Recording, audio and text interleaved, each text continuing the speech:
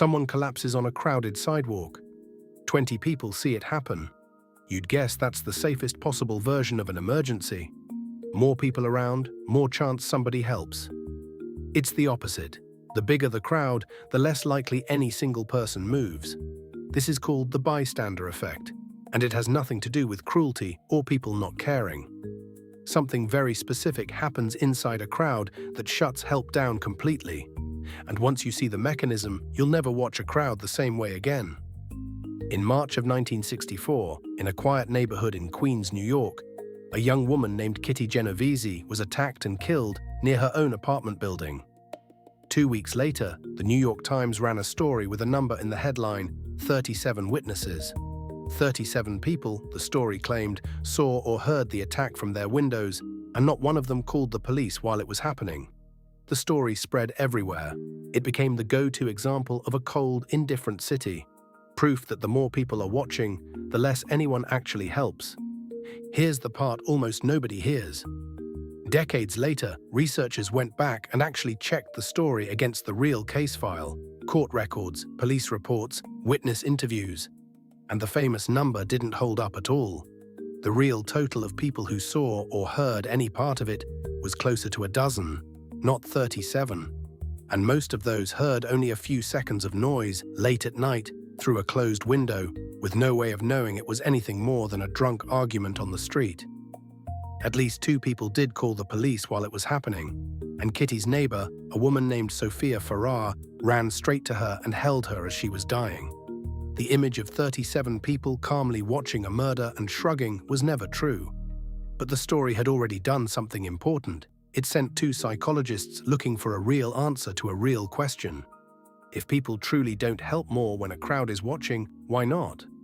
Those 2 psychologists were John Darley and Bib Latané, and instead of arguing about what did or didn't happen in Queens, they built an experiment to test it directly. Here's the setup. A participant sits alone in a room, believing they're having a group discussion over an intercom with several other participants in separate rooms. There's no real group, it's a recording. Partway through, one voice on the intercom starts choking, stammering, and says he thinks he's having a seizure. Then the sound cuts out. When the participant believed they were the only person who could hear this happening, something close to 85% of them got up and went for help within a couple of minutes. But when the same participant believed 4 other people could also hear the exact same emergency, that number collapsed to 31%. And the ones who did help took noticeably longer to move. Same emergency, same sounds, same choking voice on the same intercom. The only thing that changed was how many other people the participant believed were also listening. Darley and Latané ran a second version of this to isolate a slightly different piece of it. This time, there was no fake emergency call, just smoke, quietly drifting in through a vent, while people sat filling out a questionnaire. Alone in the room, 75% of people got up and reported it within minutes. In a group of 3 strangers, that number dropped to 38%. And when the other 2 people in the room were secretly instructed to sit completely still and act like nothing was wrong, only 10% ever reported it, even as the room filled with enough smoke to make their eyes water. People weren't ignoring the smoke, they were reading the room. If everyone else looks calm, the mind concludes it must be fine, and quietly overrides what your own eyes are telling you. Put those 2 experiments together, and you get the actual mechanism. And it's really 2 separate effects stacked on top of each other. The first is called diffusion of responsibility. When 10 people could act, the personal weight of doing something splits 10 ways, and it's easy to assume someone else, someone more qualified, is already handling it. The second is pluralistic ignorance. Before we act, most of us glance, even briefly, at how everyone else is reacting.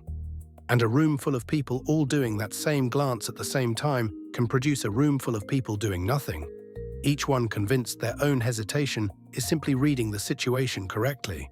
This is not really a story about cruelty, and it's not unique to a street in Queens in 1964. It's why a message in a group chat asking for help can sit there for hours, read by 12 people, answered by none. Because for every one of those 12, someone else was probably already replying. It's why a coworker visibly struggling in an open office can go unaddressed by an entire floor of people who all individually noticed and all individually assumed it wasn't their place. The crowd doesn't feel like indifference from the inside. It feels like waiting for a queue that never arrives because everyone else is waiting for the exact same queue. The fix follows directly from the mechanism itself, and it's exactly what emergency responders and CPR instructors actually teach. Stop asking the crowd. In an emergency, don't shout, "Somebody call an ambulance." Look at one specific person, make eye contact if you can, and say, "You in the red jacket, call 911. The moment responsibility has a name attached to it, diffusion of responsibility has nowhere left to hide. It isn't 10 people quietly hoping someone else steps up anymore. It's one person who now knows, unambiguously, that the job is theirs. So the next time you're part of a crowd watching something happen, online, in a group chat, standing on a sidewalk, remember what that gap actually is.